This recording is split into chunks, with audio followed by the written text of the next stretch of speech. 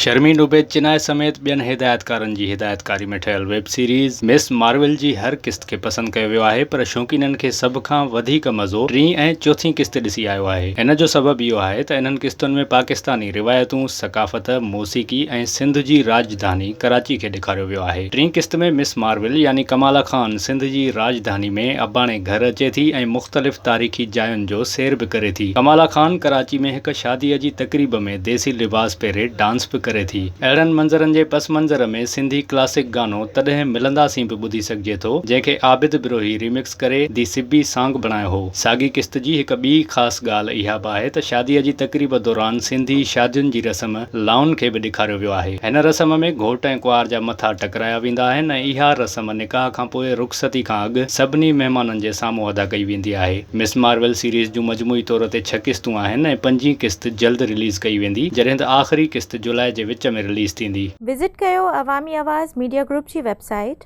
awamiawaz.pk।